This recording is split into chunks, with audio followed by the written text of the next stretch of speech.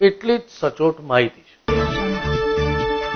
અને દર્શક મિત્રો, સોશિયલ મીડિયામાં પણ જેઓ ખૂબ એક્ટિવ છે, વડોદરાના સોશિયલાઇટમાં જેમનું નામ છે, જેઓ શિક્ષણ શાસ્ત્રી ગણાય છે, શિક્ષણવિદ ગણાય છે, યુનિવર્સિટીના ચાન્સેલર છે, જેઓ યુનિવર્સિટી મહારાજા સયાજીરાવ યુનિવર્સિટીના સિન્ડિકેટ સભ્ય છે, સરકાર નિયુક્ત, એવા તેજલબેનની શાળાઓની પણ વાત કરવા જેવી છે.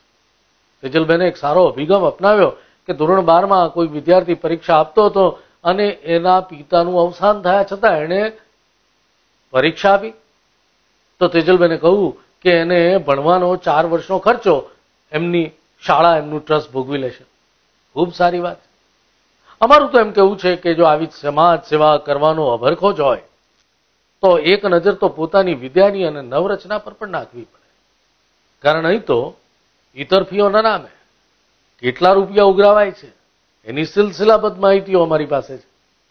એટલું જ નહીં, શાળાની સુવિધાઓ કે અન્ય શાળાઓથી એકદમ સુપરલેટિવ પણ નથી, અને તેમ છતાં આટલી ફીઓ શાને માટે ઉઘરાવાય છે એ પણ તો સવાલ શિક્ષણાધિકારી રત્નુએ પૂછવો જોઈએ. સરકારના શિક્ષણ ખાતાએ પણ પૂછવો જોઈએ કે સમાજમાં આપણે સમાજશાસ્ત્રી હોવાનો અને સામાજિક કાર્યકર્તા હોવાનો આખો અંચળો ઓઢીને ફરતા હોઈએ તો આપણી શાળાઓમાં શું થઈ રહ્યું છે એના પર તો નજર કરો. અને આ તમામ માહિતીઓ તો અમને વાલીઓએ આપી છે, અને વાલીઓનું કહેવું છે કે અમારી પાસે કેવી કેવી ફી ઉઘરાવવામાં આવે છે એના પર એક નજર તો કરો. આ તપાસ માગી લે એવો વિષય છે. જેમ કે ખાવાના પણ પૈસા ઉઘરાવવામાં આવે છે, અને એ પણ ઓછા નહીં. મિલ ફી કેટલી? 2900 રૂપિયા. અધર ફીસ કેટલી? 10,125, અને તે 6ઠ્ઠા ધોરણની અંદર. અને ઈતર ફીના નામે 10,000 રૂપિયા અનેક ધોરણોમાં ઉઘરાવી લેવામાં આવે છે. નવરચના વિદ્યાની વિદ્યાલય અને નવરચના એજ્યુકેશન સોસાયટીના ચેક પણ અલગ લેવામાં આવે છે. એટલે કે જ્યારે કોઈ હિસાબ જોવા આવે તો એને નવરચના વિદ્યાની વિદ્યાલયનો હિસાબ બતાવાય, પરંતુ ટ્રસ્ટનો હિસાબ, આ હિસાબો તપાસવાની જરૂર છે. કારણ કે ટ્યુશન ફી તો માત્ર 1,530 રૂપિયા બતાવાય, પરંતુ ટોટલ ઉઘરાવે છે કેટલા એના ફિગર તમે જોશો ને તો તમે પણ ચોંકી જશો.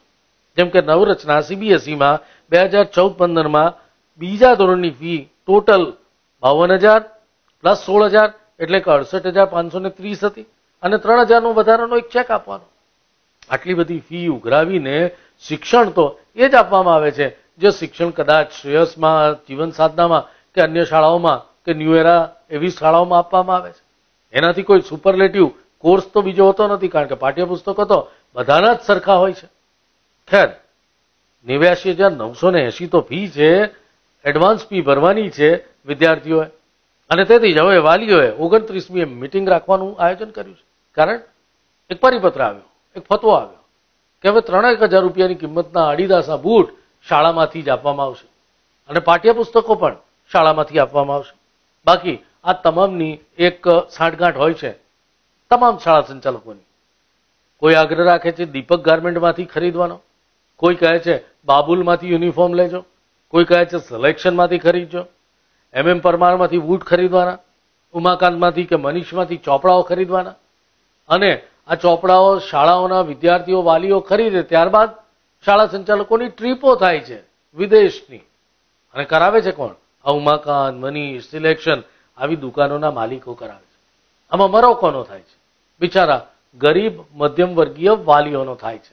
અને આ જ સૌથી મહત્વની વાત છે. આ જ મધ્યમ વર્ગ ભારતીય જનતા પાર્ટીને ભરપેટ મત આપે છે, અને બદલામાં એને શું મળે છે?